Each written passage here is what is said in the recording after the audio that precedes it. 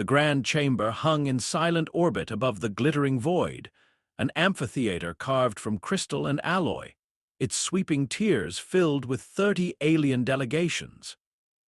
Beyond its arched walls, a dying red star poured fractured light through panels of faceted quartz, casting the assembly in fractured crimson and gold. It was a place designed to remind every visitor of the Council's ancient permanence and their own smallness within it. Ambassador Jonathan Hale did not feel small. He stood at the central speaking dais, shoulders squared, expression calm, as the Tharquin speaker's voice rolled like gravel over stone. "Terms of compliance for the Terran Confederacy," the speaker intoned, each syllable reverberating in the crystal dome. "Effective immediately, punitive tariffs on interstellar exports, full disarmament of all orbital fleets, and the permanent stationing of observer vessels in Terran space." Around the tiers, murmurs rippled, some smug, some uneasy. Hale could feel the weight of stares from every corner of the chamber. He didn't look at the human delegation behind him. He didn't need to. Movement caught his eye. On the periphery, a ceremonial guard draped in the bronze and jade of the Cathari block shifted his grip on a long ceremonial spear. It was a weapon in name only, unless the tip's faint shimmer meant something more. Hale recognized the stance, the way the guard's feet angled. He'd seen it before, years ago, in less formal arenas. Without breaking his cadence, Hale stepped half a pace to his left. The guard's spear lifted in a slow, abortive motion and froze. Too many eyes were watching now. The chamber hushed. Hale let the silence stretch a heartbeat too long, then spoke, not to the speaker, but to the gathered counselors. "It seems," he said, voice steady, "that there are those among us who would prefer to end this discussion prematurely. One wonders what fears would drive such haste." He didn't accuse. He didn't need to. A ripple of discomfort passed through the neutral seats. The thought had been planted: if someone was willing to break council decorum in public, what might they be hiding? Hale returned his gaze to the speaker as if nothing had happened. But inside, he knew this was only the first crack in the facade. The proposal was theater. The real battle lay beneath it, in the shadows between alliances, and that was where humans excelled. The private chamber was a far cry from the crystalline grandeur of the council floor. Here, the light was muted, filtered through panels of smoked glass. The walls were plain alloy, broken only by a single holotable at the center, its surface alive with shifting charts, trade flows, and vote projections. Jonathan Hale entered without a word, the door sealing behind him with a hiss. Around the table, the Terran delegation waited, a small team compared to the entourages of other species, but every member had been chosen for precision. Lena Corville, Earth's chief economist, was already leaning over the holotable, her sharp features lit in cold blue. "If they enforce these tariffs," she said without preamble, "our orbital shipyards will lose 40% of their contracts inside a quarter cycle. The disarmament clause will gut our defense industry in the same breath." Beside her, cultural envoy Dr. May Anning adjusted her spectacles, an affectation more than a necessity, but one that lent her an air of deliberation. "The observer fleets are worse," she murmured. "They'll be in position to monitor not just our shipping lanes, but our data relays. Every classified project, every cultural exchange will be under surveillance." In the far corner, dressed in civilian grays, so nondescript they became noticeable, sat Commander Elias Rourke, liaison to Earth's Covert Intelligence Division. He'd been silent until now, watching Hale with an unreadable expression. When he finally spoke, it was in the tone of a man delivering a knife to the table. "We have confirmation the compliance pact originated in the Cathari block." The holotable shifted, displaying the block's sigil, an interlocking web of bronze lines, emblem of a merchant aristocracy that had controlled galactic trade for centuries. "They're terrified of us," Rourke continued. "Not our fleets, our routes. In the last decade, human traders have undercut Cathari freight rates in 6 sectors, opened 3 corridors they couldn't secure themselves, and negotiated direct agreements with independent systems. That adaptability, the way we reroute, improvise, it doesn't fit into their economic doctrine. They need us boxed in before the old families start losing power. Hale studied the projection. The council's hierarchy unfolded before him in neat tiers. At the top sat the eldest seats, ancient civilizations whose hereditary representatives were treated as political royalty, even when they contributed little beyond tradition. Beneath them, the middle powers, ambitious, populous species with strong economies and military influence, always jockeying for position, always probing for advantage. And at the edges, the new entrants, young civilizations like humanity, granted voting rights but expected to tread lightly, to defer, to play by rules written centuries before their arrival. Rules that, Hale knew, were designed to keep upstarts small. Corville's voice cut into his thoughts. If they pass the pact as written, we're done. Economically, diplomatically, it's a slow suffocation. May's tone was quieter but sharper. This isn't just policy, Jonathan, it's perception. They've painted us as dangerous opportunists. If the Council sees us as destabilizing, the swing factions will side with containment over cooperation. That was the truth of it. Humans didn't win by being the biggest or the oldest. They won by seeing angles others ignored, by moving between rigid systems like water through cracks. And that was exactly what the Cathari feared most. Hale drew in a slow breath. Then we changed the conversation. All eyes turned to him. They want a quick vote, a show of dominance. We give them something else. We force the Council to debate our value before they can decide our fate. We make them argue, on record, what happens if humanity walks away from their trade lanes entirely. Corville's brow furrowed. Procedurally, we can't stall the vote without a sponsor from an elder seat. Then we find one, Hale said, or we make one. May's lips curved just slightly. That'll fracture the bloc. It'll do more than that, Hale replied. It will make them show their fear in public, and once they do... He looked around the table at the economists, the cultural envoy, the spy who never smiled. We'll see who else starts asking whether it's better to keep humanity as an asset or risk making us an enemy. The council reconvened under the same fractured crimson light, but the air felt different. The failed assassination attempt from the day before lingered unspoken, an undercurrent of tension threading through the amphitheater. When the speaker called for discussion, Hale stepped to the dais with deliberate calm. He did not read from notes. He looked directly into the ring of alien faces, speaking as if to each one individually. Honored counselors, the Terran Confederacy stands accused of growth, of innovation, of reaching into corners of space where others would not tread. If this chamber chooses to bind our hands, you may indeed halt our expansion. You may keep our fleets in port and our merchants at dock, but in doing so you will open a vacuum, and in this galaxy vacuums are never empty for long.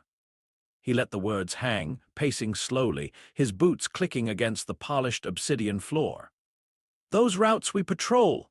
Without us, they will become hunting grounds for pirates.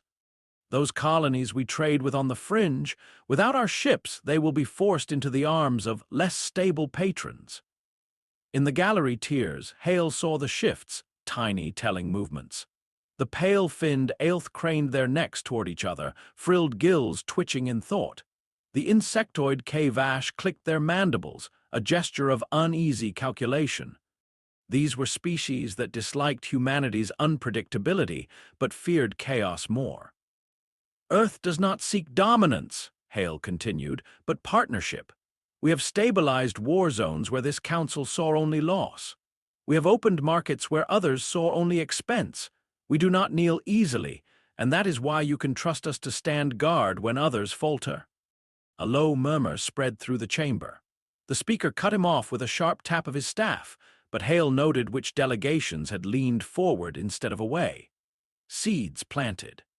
Hours later, the public session gave way to private maneuvering. Hale slipped through a service corridor lined with silent maintenance drones until he reached a narrow chamber lit by a single golden lamp. The Joran matriarch was already there, her massive frame swathed in layers of iridescent silk that shimmered with each breath. Her compound eyes reflected the lamplight, unreadable. "You speak boldly," she said without greeting. Too boldly for one whose seat may soon be empty. Hale bowed slightly. Boldness is sometimes the only way to be heard in this chamber. The matriarch's antennae flexed, curiosity, not agreement. You asked for this meeting, convince me. He didn't waste time. The Cathari bloc will choke trade in your southern sectors if they win this vote. Their freight monopolies are already strangling smaller partners. Earth's free traders are the only counterweight in that corridor. She clicked her mandibles softly. And in return, Hale met her gaze without flinching. We will share our latest advancements in cellular regeneration therapy. Fully, not a trade sample, the complete research. The matriarch's breathing slowed, a sign he'd struck a nerve. The Jorin had long lifespans but suffered catastrophic tissue decay in their final decades. Regeneration could change the trajectory of her people's elder council. Such knowledge, she said slowly, would bind us in ways inconvenient to the bloc. Precisely, Hale replied. A long silence passed. Then the matriarch's antennae lowered in assent. Very well. When the vote is called, the Jorin seat will oppose the pact. On his way back to the Terran quarters, Hale felt the faintest buzz against his wrist, the covert signal from Rourke. He diverted into a storage alcove, tapping the secure channel open on his wrist console. Rourke's voice came through, low and taut. We just intercepted a Cathari transmission, triple-layered encryption. Decrypted fragments indicate they're preparing to submit evidence of human treaty violations. What kind of violations? Hale asked. Targeted sabotage of Council shipping lanes, Rourke said. Completely fabricated. Looks like they'll pin it on us right before the vote to swing any wavering seats. Hale's jaw tightened. A false scandal, it was a classic Cathari move. In a chamber where perception outweighed truth, even the whiff of such an accusation could tip the balance. Do we have proof of the fabrication? Hale asked. Not yet, Rourke replied. We'll need to burn at least one deep asset to confirm it. Your call. Hale considered. Too soon to use it. Better to let the Cathari commit fully than pull the ground from beneath them at the right moment. Hold it, Hale said. Shadow their channels, but don't tip them off. This may be the lever we need. He closed the channel and stood in the dim corridor for a long moment, listening to the hum of the station around him. The Cathari thought they were setting a trap. Hale intended to make them step into it first. The chamber for closed session was smaller, darker, its walls layered with acoustic baffling to ensure no stray frequency escaped. Delegates sat closer here, their expressions sharper without the performative veil they wore in public debate. Jonathan Hale had been in enough of these rooms to recognize the shift in atmosphere before the first words were spoken. The Cathari delegation entered in a slow, deliberate file, their robes of bronze threaded silk rustling like dry leaves. The head delegate, Lord Syraxis, carried a slim, crystalline case. When the speaker acknowledged him, Syraxis rose with the languid confidence of a predator well-fed. Honored counselors, new information has come to light. We submit sensor records obtained from neutral observers, incontrovertible proof of Terran aggression in designated safe lanes. The chamber's lights dimmed as holographic projections flared to life, grainy but dramatic footage of Terran-pattern frigates firing on unarmed freighters, hulls breaking apart in bright clouds of vented atmosphere. A murmur swept the room. Hale watched the faces around the table, saw how quickly some leaned toward belief.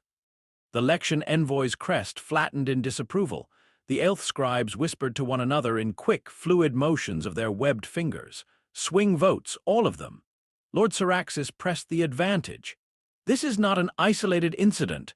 We have compiled 6 such attacks in the last 2 cycles. A species so reckless must be contained for the stability of us all. Across the table, the Jorin matriarch's antennae drooped, a signal Hale knew all too well. Under unseen pressure, she spoke. The Jorin delegation withdraws its opposition to the compliance pact. A small, controlled exhale escaped Syraxis. The room tilted. Hale's mind worked the angles fast. He knew the footage was fabricated. Rourke's intercepted transmission had confirmed the Cathari plan days ago. But proving it here would mean revealing how Earth had tapped into the bloc's encrypted channels, and that network had taken decades to build. Burn the asset now, and Earth might never recover that reach. Let the lie stand, though, and the vote would be lost before it was called. He weighed the risk. The air in the chamber felt thin. When the speaker gestured for Terran response, Hale rose slowly, his expression unreadable. "Honored counselors," he began, voice low but carrying. "We do not contest that this footage is striking. We simply invite the chamber to consider certain coincidences." A flicker of curiosity passed through the seats. "These alleged attacks," Hale continued, pacing with the easy gait of a man speaking to himself as much as to others, "occur in sectors where Cathari freight interests are, shall we say, under competitive strain. They also occur exclusively on lanes where independent audits have been refused by the very bloc now presenting these charges." Syraxis's frilled crest stiffened. Hale let the pause linger just long enough for discomfort to grow. "We make no accusation," he said, tilting his head slightly, "but we do ask this chamber, should such an investigation be commissioned, how far might its findings reach? How many freight houses? How many noble lines?" A ripple moved through the delegates, not outrage, but wariness. The subtext was clear. If the Cathari were guilty of staging crises, they might not be the only ones. And if the council pulled that thread, no one could predict which robes would unravel. The speaker's gaze narrowed, sensing the stalemate forming. Hale stepped back from the dais, offering no further argument. He had not disproved the charges, but he had salted the ground beneath them. Still, as the session broke, the unease in the chamber was palpable. The swing votes had stopped their drift toward the Cathari, but none had returned to Earth's side. The Joran matriarch avoided his eye as she departed, her silks rustling like fading applause. Outside, in the corridor, Rourke fell into step beside him. "We bought ourselves time," he said quietly. "But not much." Hale nodded once. "Time's all we need. The longer this plays, the more desperate they'll get. And desperation makes people sloppy." He didn't add the rest, that if the Cathari were already risking forgery, their next move would be bolder and far more dangerous. The council's morning session opened under the same dim red glow from the dying star, but this time Hale moved with purpose. The speaker's staff struck the floor to begin proceedings, and before Lord Syraxis could rise, Hale's voice cut through the chamber. "Before this body proceeds to any vote," he said, "the Terran Confederacy invokes Article 72, the right to cultural demonstration." A ripple of surprise passed through the tiers. Article 72 was a relic, a procedural quirk meant to allow civilizations to share pieces of heritage before momentous decisions. It hadn't been invoked in living memory. The speaker's brow ridges drew tight. "Purpose," Hale inclined his head, "to illustrate the Terran doctrine of controlled transparency, an element of our political culture relevant to this council's deliberations." Permission granted, the dais transformed, the floor iris opening to reveal a low holographic projector. The chamber darkened as images shimmered to life. The first was a centuries-old recording grainy footage from Earth's age of sail, when merchants carried ledgers in one hand and pistols in the other. Captains revealed enough of their manifests to reassure partners, but never the full picture, keeping rivals guessing, always controlling what truth was visible. "This," Hale said, "is the art of revealing just enough to shift the balance." The footage shifted again, and murmurs rose. Now it showed fragments of Cathari communications, voices speaking in their sibilant tongue, data overlays marking freight delays and orchestrated shortages in key sectors. Each clip ended before the full content could be pieced together, but the pattern was unmistakable. "These transmissions," Hale continued, "were acquired through lawful observation of open-channel relay echoes. They suggest a history of manufacturing instability in order to control markets. We do not claim this practice is unique to the Cathari, but we do assert it is relevant to the charges against Earth." Syraxis surged to his feet. "This is slander built from stolen scraps." Hale didn't look at him. "And that is why we propose a solution. Let the Council appoint independent auditors from neutral factions to review the full recordings. Not Earth, not the Cathari. Let the truth be determined by those with no stake beyond the integrity of this chamber. The brilliance was in the trap. If the Cathari blocked the audit, they admitted fear. If they allowed it, their rivals would gain insight into their trade empire's inner workings. The speaker turned to Syraxis. "Does the Cathari block object to independent review?" Syraxis's crest twitched. He glanced toward his allies, but several looked away. The silence lengthened into something heavier, the kind of pause that shifts power without a word. Finally, he said, "We will consider the proposal." That was enough. The mid-tier blocks pounced, their spokespeople rising in quick succession. The Lexian envoy offered auditors from their economic tribunal. The Aelth scribes volunteered data analysts. Even the slow-speaking Molari offered to fund the investigation, their bulbous eyes glinting with anticipation. None of them cared about protecting Earth. This was about cracking open the Cathari monopoly, about seeing long-guarded trade secrets. The chamber dissolved into controlled chaos side conversations in a dozen languages, aides rushing between seats. Syraxis tried to rally support, but his words landed with less force. The scent of weakness had spread. Hale stood silently at the dais, hands clasped behind his back, letting the momentum build.